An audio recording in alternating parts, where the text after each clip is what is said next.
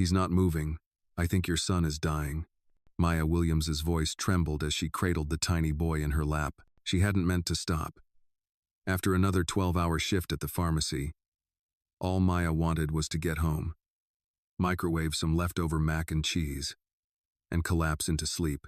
But fate, or God, or whatever cruel comedian was up there had a different plan. She'd seen the little sneakers first. Blue Velcro, half buried in slush, sticking out from behind a dumpster at the edge of the alley behind Fenmore Street. A bundle of expensive fabric and silence. She'd nearly walked past. Now here she was, soaked to the knees, cradling a white boy no older than 5 who wasn't breathing right, his lips tinged blue, his pulse there, then gone fluttered under her fingers like a moth trapped in a jar. "I need you to listen to me," she said into the phone, pressing it tight to her ear. "He's unresponsive. He needs glucose now." On the other end, a man's voice responded with clipped, icy calm. "Who are you?" "I'm a nurse. I found your son." "Where?" "Behind Fenmore and 8th. Hurry. Don't call 911. Stay there." The line went dead. Maya stared at the phone, stunned. No name, no thank you, just an order. She slipped the phone into her coat pocket and leaned over the boy. His name wasn't listed on anything he wore, but his coat was tailored and his scarf was cashmere. Someone had dressed him with care, and yet, here he was, dying in the cold like trash someone forgot to pick up. "Hey, buddy," she whispered, brushing snow from his brow. "I'm gonna help you, okay? Just hold on." She pulled a small preloaded glucose injection from her purse habit from her years working NICU before life fell apart. She hesitated a second. The boy's condition was deteriorating fast. His eyes barely fluttered when she tapped his cheek. "I have to do this," she whispered to herself, then to him.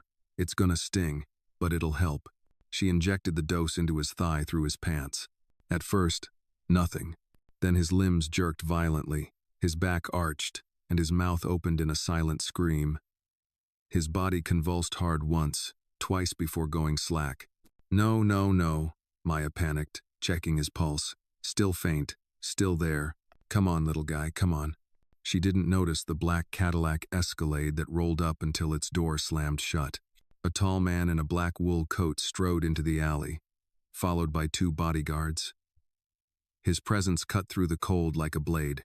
He took one look at the scene, his son in the arms of a strange black woman, limp and twitching, and snapped. "What the hell are you doing to my son?" Maya's head jerked up. "He's diabetic. He was crashing. I gave him glucose, that's all." "You injected him?" he roared, closing the distance in 2 steps. "Who the hell gave you the right to?" "I saved him," she snapped, standing. "He was seizing. I'm trained. I did what any real nurse would do." Vincent Maddox stopped just short of her, fists clenched. His eyes were pale gray, hard as winter ice. For a moment, the alley was silent, except for the falling snow and the boy's shallow breaths. Then the child stirred. "Before we continue, if you find this story interesting, make sure to subscribe. It really encourages us to keep bringing you more." A low whimper escaped his lips, and one of his arms weakly reached out. His small fingers found Maya's sleeve and clung to it. Vincent stared. He knelt beside them, his rage shifting into something unreadable. "My son?" he asked quietly now. "He's alive," Maya said, voice shaking but steady. "You got lucky I was the one walking by." Vincent looked down at the child, then back at her. "You didn't call the cops. You told me not to." He gave a single nod. Then he lifted the boy Leo, she assumed without effort, wrapping him in his own coat. Leo stirred again, murmuring something unintelligible. Vincent turned back to Maya. "Come with me." "I what? No, I... You saved my son's life, and I don't know why, but I don't leave debts unpaid. I didn't do it for payment. That makes you even more dangerous," he muttered. She hesitated, her boots squelched in the slush as she stood. Against every instinct screaming otherwise, Maya followed. Inside the car, heat wrapped around her like a wall. The leather seats were warm. Leo lay across Vincent's lap, small and fragile, his breathing steadier now. Maya watched him, chest tight with something she didn't want to name. "You a nurse?" Vincent asked. "Was," she replied. "Left after." She stopped herself. "Just left." He said nothing for a moment. Then, "Leo has type 1 Diagnosed 2 months ago. My security was supposed to be watching him. And if you let a 5-year-old walk alone in this weather? His head snapped toward her, jaw tightening, but he didn't explode this time. Instead, he nodded slightly. You're right. They pulled into a gated driveway overlooking the sea. The house loomed gray stone, black windows, cold and grand. Maya followed them inside. Vincent carried Leo up marble steps while Maya wiped the slush off her boots on the antique rug. A woman in her 60s appeared housekeeper, by the looks of her staring at Maya like she'd dragged in something diseased. Hot water, Vincent ordered. Blankets. Bring a guest coat. The woman vanished without a word to Maya. Vincent turned to her. You'll stay tonight. I want my physician to speak with you. I can't. You will, he said. Final. He disappeared down the hall with his son. Maya stood alone in the silent foyer. Her clothes soaked, her heart racing. Somewhere in that house, a boy she barely knew had reached for her like she was safety. And the man who ran the kind of empire she'd spent her life avoiding had just ordered her to stay. Outside, the snow kept falling. Maya sat stiffly on the edge of an antique velvet sofa, her damp coat steaming slightly in the warmth of the fire crackling nearby. The mansion was silent, almost unnervingly so. Like a cathedral, built for ghosts. Every surface gleamed marble floors, dark oak panels, polished silver fixtures. The room smelled faintly of leather and lemon oil. Somewhere down the long hallway, the muffled sound of footsteps echoed, followed by the low murmur of voices behind closed doors. Her fingertips still tingled from the cold, or maybe from adrenaline. She wasn't sure anymore. A man in a black suit with a tight jaw and tighter eyes entered the room without knocking. His salt and pepper hair was cropped, military short, and he moved with the precision of someone used to violence. You the nurse? Maya looked up. Yes, Maya Williams. He didn't offer a name. Just studied her like a threat, or worse, a question without an answer. Mr. Maddox will speak with you shortly. The doctor's with the boy. How is he? Alive, thanks to you apparently. That apparently wasn't lost on her. Maya sat up straighter. I gave him 15 milligrams of glucose gel and injected 1 cc more when he started slipping. He had all the signs of severe hypoglycemia. Your physician can confirm it. The man's eyes narrowed. You carry injectable glucose in your purse? I used to work NICU. Old habits die hard. He gave the barest nod and left without another word. Maya exhaled and let her head fall back against the sofa. Her whole body ached, the crash of stress and fatigue catching up with her now that the danger had passed. She closed her eyes. Just for a moment. A voice, smooth and unreadable, stirred her back to attention. Miss Williams. Vincent Maddox stood near the doorway, his black coat gone, replaced by a tailored dark vest and crisp white shirt. He looked like a man born in control of people, of empires, of the weight of silence.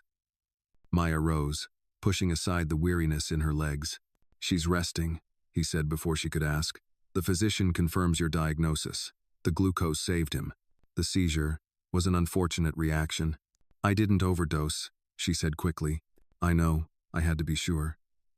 He gestured toward the chair across from him. Sit. She did, but not comfortably.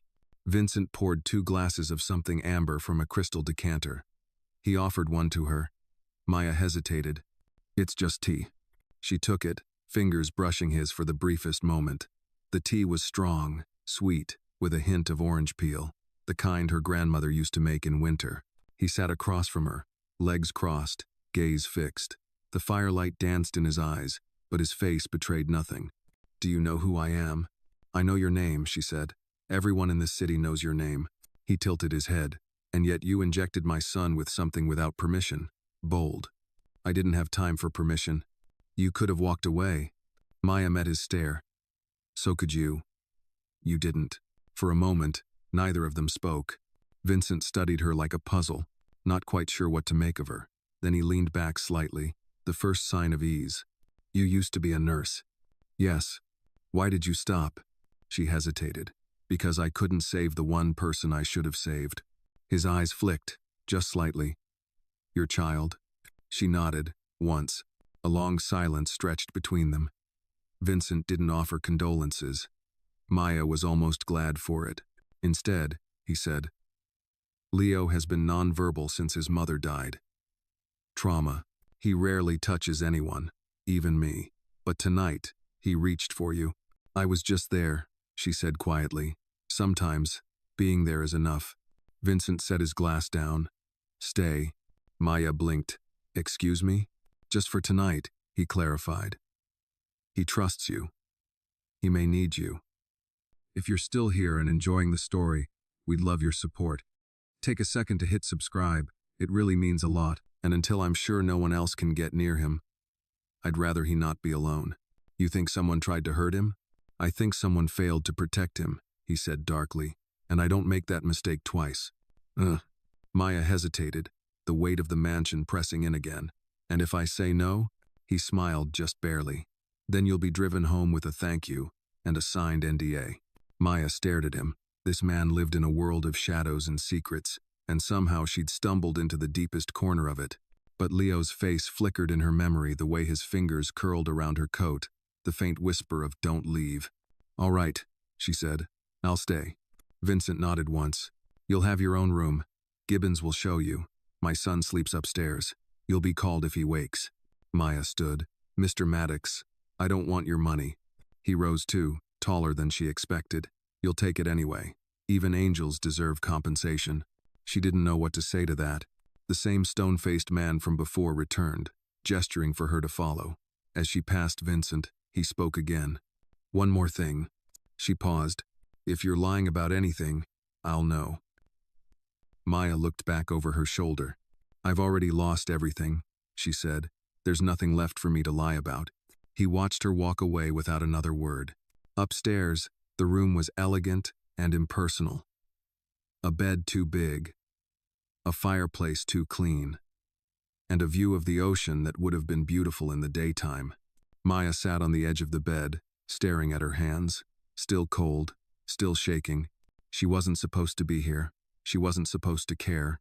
But somewhere in this house, a boy had reached for her like she mattered. She didn't know what tomorrow would bring. But tonight, at least, she stayed. If you feel for Maya, give this video a like, and don't forget to comment where you're watching from, because someone nearby might be watching too. The morning light slipped through the tall bay windows, stretching across Maya's face and pulling her from a restless sleep. For a moment, she forgot where she was.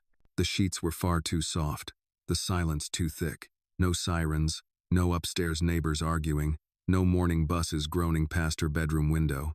Just the quiet hum of the ocean breeze tapping against glass and the ticking of an old grandfather clock somewhere in the hall. Then it came back to her.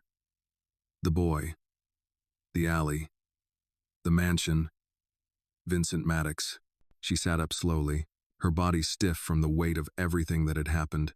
Her clothes had been cleaned pressed slacks, a fresh sweater, and even socks were laid out on a side chair. Her shoes, once caked in salt and snow, now gleamed at the foot of the bed. She hadn't heard anyone enter, but someone had. Downstairs, the scent of coffee and toast drifted in from the open hallway. Maya followed it, still unsure if she was a guest or a prisoner. She found the kitchen not by signs but by instinct, passing oil portraits and silent rooms filled with unread books. The house had a kind of tension to it, like it was used to holding secrets tight between its walls.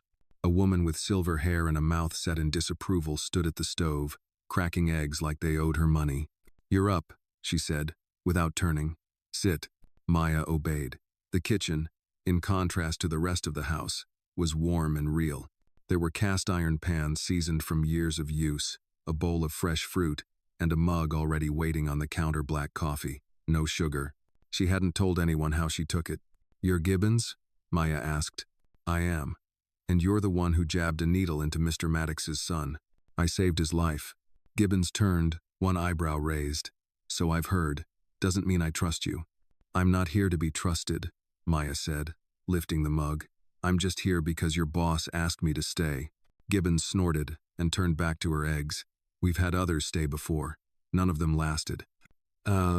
Before Maya could ask what that meant, a soft voice behind her interrupted. "Morning." She turned. Leo stood in the doorway, still in pajamas, hair tousled, and holding a stuffed dinosaur under one arm. His eyes locked on her instantly, then dropped to the floor. "Hi," she said gently. He walked toward her without a word and climbed into the chair beside her. Gibbons froze at the stove, spatula midair. Maya caught it too, the surprise. This wasn't normal. Leo reached for a slice of toast and offered it to Maya before taking one for himself. Gibbons put the eggs on a plate with a little more force than necessary and slid them toward the boy. "Mr. Maddox will be home by lunch," she said quietly. "Until then, don't go near the West Wing. And don't answer any calls unless they're from this number." She placed a sleek black phone beside Maya's plate. Maya nodded, more out of confusion than understanding. West Wing, calls. The rest of the morning passed quietly. Leo didn't speak, but he stayed close. He didn't run from her touch when she helped tie his shoes or wipe jelly from his chin. He seemed to exist in a world only he understood, and for now, that world included her. But everything changed just after noon. The sound of a car pulling up shattered the calm. Leo froze mid-step in the hallway, then darted behind Maya, gripping the hem of her sweater tightly. Vincent entered through the front, followed by 2 men in suits and one in a doctor's coat. His eyes landed on Leo immediately. "You okay?" he asked. Leo didn't respond, but he didn't hide, either. Then Vincent turned to Maya. A word. She followed him into a study with floor-to-ceiling bookshelves and a view of the rocky coastline. He poured a drink, something dark this time, and offered none to her. "You plan on staying?" he asked bluntly. "I wasn't aware that was still an option." "Lee, it wasn't a test," he said. "You passed that." Maya folded her arms. "Then what is this?" Vincent set the glass down. "I'm offering you a job, private nurse for Leo. He hasn't responded to anyone this way in months. You show up and suddenly he's holding toast and not screaming when someone touches him. He's not broken, you know," she said. "He's grieving. He just needs someone who sees him." "I see him," Vincent said quietly. "I didn't say you didn't. I'm saying sometimes grief needs a translator." He stared at her, weighing her words. 6 months, he said. "Room, board, private quarters. Full salary triple. What you made at the hospital. You'll answer to me, and no one else. But make no mistake, if I find out you're here for anything other than Leo, you'll destroy me," she finished. "I'm getting the hang of you, Mr. Maddox. Then we have an agreement?" She hesitated. "What's the catch?" "No catch, just loyalty. And what do I get in return?" Vincent leaned against the desk, eyes unreadable. A second chance. Silence again. Then she nodded. "I'll stay. For Leo." As she turned to leave, his voice stopped her. "You don't like me very much." "I don't know you. You have good instincts," he said. Maya smirked slightly and walked out. That night, Leo handed her his dinosaur before bed, a quiet gesture, one of trust. She didn't know what it meant yet, but she stayed. Maya woke to the sound of gulls. The ocean was a gray sheet beyond the balcony, rolling and restless under a pale winter sky. For a moment, she lay still, trying to remember how she'd ended up here. The mansion had a way of swallowing time. Nights bled into mornings without edges. She was still in someone else's story, a guest in a house that felt like a stage set for a play she hadn't read. She showered, dressed in the clothes that had been laid out for her again, a soft navy sweater, dark jeans, and went downstairs. Leo's small footsteps echoed in the hall ahead of her. He was carrying his dinosaur again, dragging it along the polished wood floor, the sound faint but steady. Breakfast was waiting. Gibbons had left without comment after setting out oatmeal, berries, and a pot of coffee. Maya poured herself a mug and sat at the kitchen table while Leo climbed into the seat beside her. He didn't speak, but his hand brushed hers briefly before he focused on his bowl. It was something. After breakfast, she began to explore. The mansion was enormous, 3 floors of high ceilings, dark wood beams, and windows that framed the sea. There were rooms that felt lived-in: library, kitchen, a sunroom filled with plants, and rooms that felt frozen, like museum exhibits. An empty ballroom, a parlor with furniture still wrapped in plastic, a dining hall with a table long enough to seat a small army. Everywhere she went, she felt watched. Cameras in corners. Footsteps that stopped when she turned. Men in dark suits moving silently through hallways like shadows. This wasn't a home. It was a fortress. Leo led her to a room at the end of the east wing. It was full of toys, but not chaotic, everything arranged neatly on shelves. He pulled out a coloring book and sat on the rug, looking up at her with a small, questioning glance. "You want me to stay?" she asked. He nodded once. She sat beside him. For a while, they colored together. He traced careful lines in green crayon, and she filled in the sky with blue. The quiet between them was easy. It wasn't the tense hush of the house, but something softer. Then she heard voices through the vent above them. Low, male, urgent. Shipment delayed, Donovan sniffing around. Boss says keep the kid inside. She froze, crayon hovering above the page. Leo noticed her stillness and followed her gaze to the vent. His small hand tugged at her sleeve, a silent warning. His eyes were wide and serious, far older than 5. Maya whispered, "Do you hear that a lot?" He pressed his finger to his lips. "Don't." The door creaked open. Derek Shaw, the salt and pepper man with the military haircut, stood there, expression flat. "You're not allowed in this room," he said. "I didn't see a sign," Maya replied, keeping her voice calm. "Some areas aren't for you." His eyes flicked to Leo. "Come on, kid. Your father wants you upstairs." Leo stayed seated, his little jaw set in a way Maya recognized. Stubborn. "I'll take him," she said. "That's not your call." Maya met Derek's stare. "He trusts me. That's why I'm here." A tense beat passed. Then Derek stepped back. 5 minutes. West staircase only. After he left, Maya crouched beside Leo. "What's going on here, sweetheart?" she whispered. He didn't answer. But when she stood, he reached for her hand without looking at her. She squeezed it once before leading him upstairs. They found Vincent in his study, standing behind his desk with his back to the ocean view. He was on the phone, voice low but edged with steel. "Handle it quietly. I don't care how. Just make sure he understands whose city this is." He ended the call and turned to them. His eyes went to Leo first, softening imperceptibly, then to Maya. "How was your morning?" "Eventful," she said. "Leo showed me the toy room." "Good." Vincent's gaze lingered on her. "And you stayed where you were supposed to?" "Yes," she lied. He studied her for a moment, then looked away. "I'll be out this afternoon. Gibbons will show you the kitchen schedule. Don't let Leo out of your sight." Maya crossed her arms. "Are you expecting trouble?" "I always expect trouble." He walked past them, pausing briefly by Leo to brush a hand over his hair. The boy leaned slightly into the touch, then looked at Maya again, another silent message she didn't yet understand. After Vincent left, Maya crouched down to Leo's level. "You okay?" He nodded, but his eyes were worried. That afternoon, she learned the rhythms of the household. Lunch at noon, lessons at 2, nap at 3, dinner at 6 sharp. Vincent's men rotated shifts like clockwork. No one spoke unless necessary. The house itself seemed to hold its breath. She also learned which rooms were locked. West wing doors with keypads. A basement stairwell guarded by a man in a suit reading a newspaper he never turned. The whole place was a machine humming under the surface. And she realized something else. Leo wasn't just protected. He was hidden. From whom? She didn't yet know. That night, when she tucked him into bed, he handed her the dinosaur again. This time he held her gaze for a second before looking away. "I'm not going anywhere," she whispered, though she wasn't sure who she was reassuring, him or herself. Down the hall, she heard Vincent's voice on another call.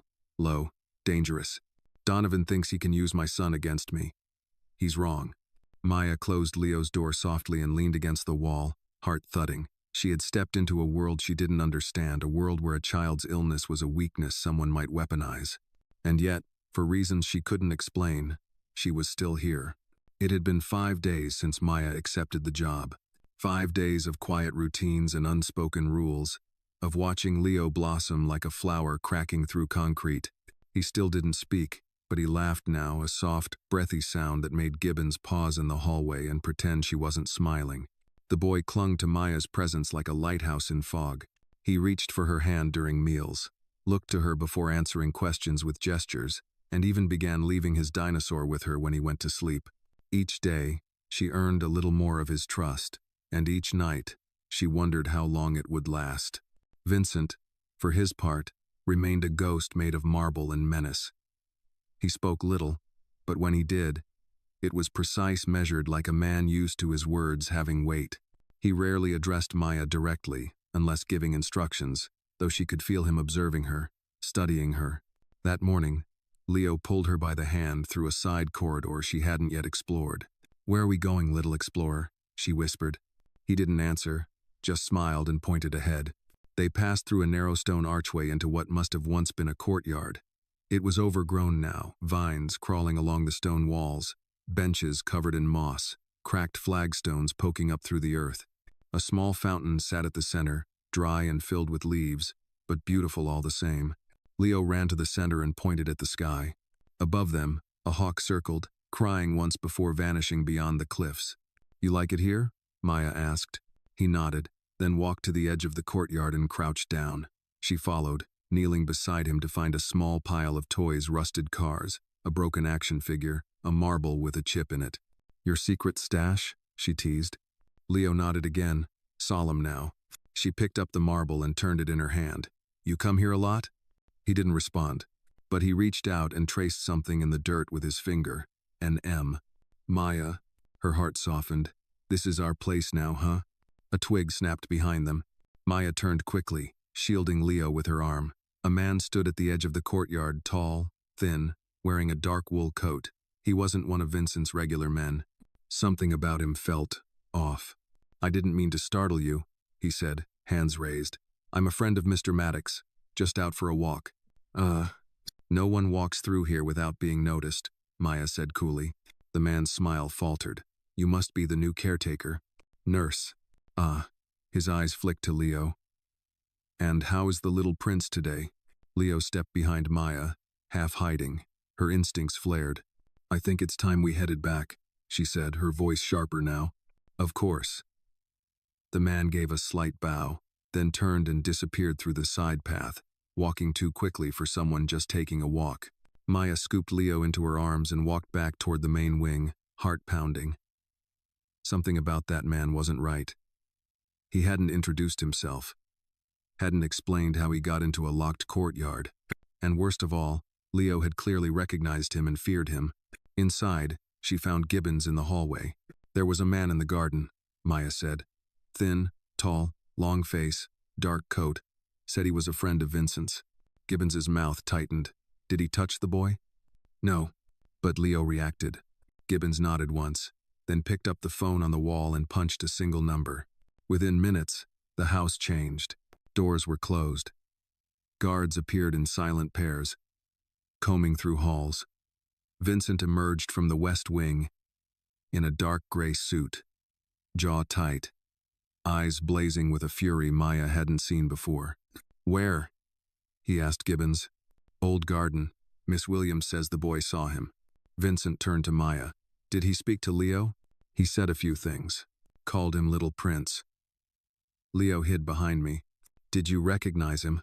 "No, but he wasn't one of yours." Vincent's face darkened. He shouldn't have been able to get that far. He knelt beside Leo, taking the boy's face gently in his hands. "Did he hurt you?" Leo shook his head slowly. Vincent looked up at Gibbons. "Lock the courtyard.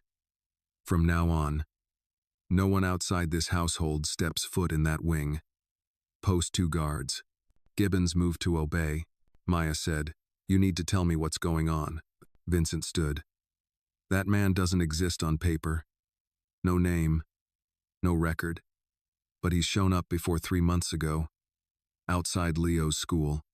We thought it was a coincidence. We were wrong. Then tell me who he works for." "Donovan." Maya froze. She'd heard the name in whispers. One of Vincent's rivals, cold, strategic, cruel. "What does he want with Leo?" Vincent's voice lowered. "Me." They stared at each other, the air between them charged. "I'm not just here to give your son vitamins and bedtime stories, am I?" Maya asked. Vincent stepped closer. "No. You're here because he trusts you, and because, for reasons I haven't figured out yet, he's safer with you than anyone else. That man, he's going to try again." "Yes," Vincent said, "and next time, he might not come alone." That night, Maya didn't sleep. She sat in the chair beside Leo's bed, the stuffed dinosaur in her lap, and listened to every creak in the hallway. She had entered a world where danger wore suits and used children as bait, but she wasn't running, not now, because Leo had written her name in the dirt, because loyalty went both ways. And because this child had already lost enough, at precisely 7 a.m., the mansion came to life. Coffee brewed in the kitchen, footsteps echoed in the eastern corridors, and security briefings buzzed through earpieces like a morning liturgy. But Maya hadn't slept. She was still in Leo's room, sitting where she had kept vigil all night, one hand resting gently on the boy's blanket, as if she could shield him from ghosts with touch alone. The sunlight through the curtains was pale and cold. Leo stirred, mumbling in his sleep, and curled closer toward the stuffed dinosaur at his side.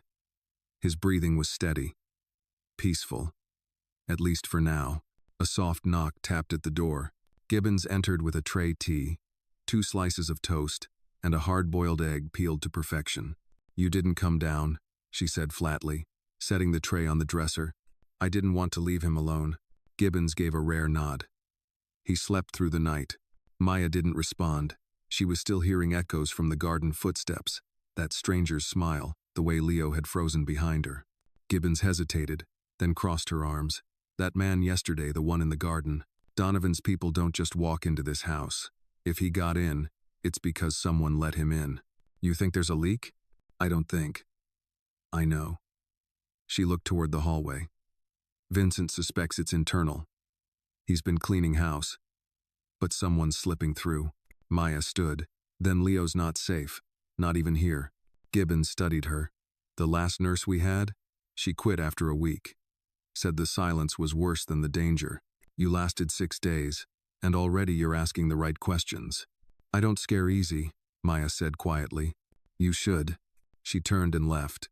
Later that morning, Vincent summoned Maya to the study. He didn't sit behind the desk this time. He stood at the window, arms crossed, watching the sea churn beneath the cliffs. Maya closed the door behind her. "I need to know who I'm protecting him from." Vincent didn't turn around. "I told you Donovan." "No, I mean what kind of man Donovan is. What does he want?